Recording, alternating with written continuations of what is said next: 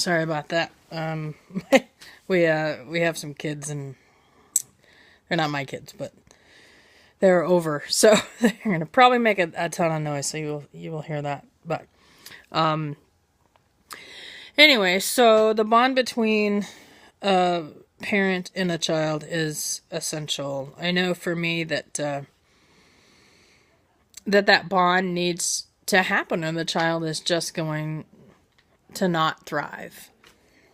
One of the things that Erickson's theory is that infants must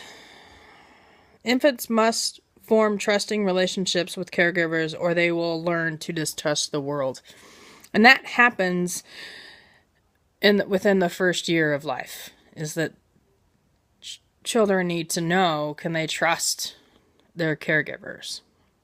And, caregivers could be anything from a child care worker to their parent or their aunt. Nowadays families are so diverse and I always say that it takes a village to raise a child, and that child needs to know that they can trust their caregiver and parents and, all the above. And so they need to know that. And if they don't, then they will not thrive developmentally, either emotionally, mentally, cognitively, their brain as well.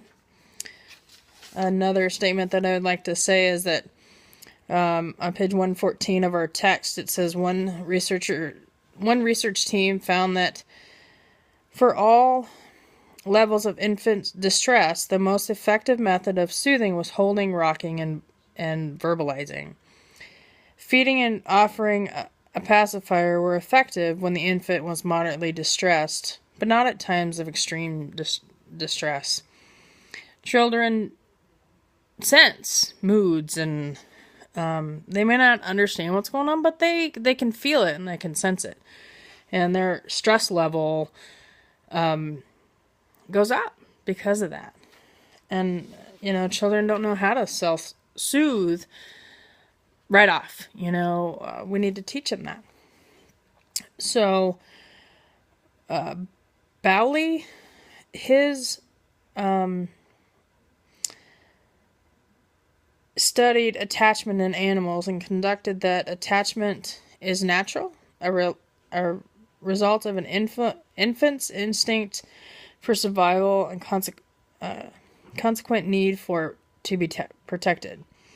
Attachment between infants and mothers ensures that the infant will be adequately nurtured and protected from attack, and in case of human infancies, from the harsh environment.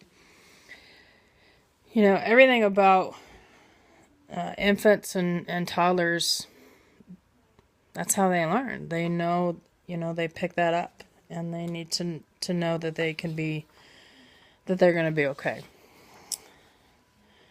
I also found on page 128 of our text, this really just broke my heart, really. It's about poverty. And the statement is when a family is impoverished, the youngest are the most vulnerable. And indeed, children birth to age 3 have the highest rate of impoverment around the world. We don't choose who our parents are, and we don't choose their economic ability. And children are one in two every child is poor. And poverty affects children's lives in so many ways, not only in nurturing and food and healthcare, all those things that a child needs and is not, can't provide for themselves. I also wanted to read this statement that says, in addition, poor infants and toddlers are more likely to demonstrate emotional and behavioral problems than non-poor infants and toddlers. Three-year-olds who live in deep poverty have been found to display more international, behavioral symptoms such as anxiety, withdrawal, depression than other children. And it's so sad. You know, children need the nutrients, the support to grow. This was, I found just very sad. The infant mortality rate is high in the United States and among poor people, African Americans and Hispanic and non-Hispanic cultures. And it just breaks my heart. You know, to say that, and not to say that every poor family, that every poor child is going to be,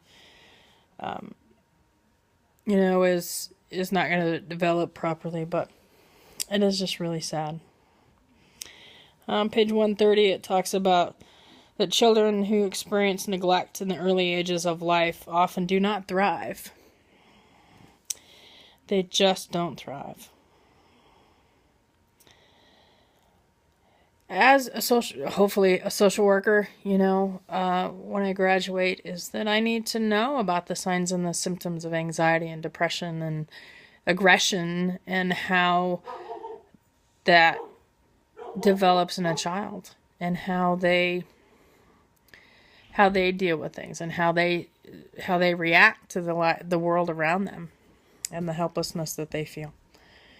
And I need to see these symptoms and ask and engage that child and parents and caregivers and, you know, the whole village around them to try and find a solution for them, for that child to thrive.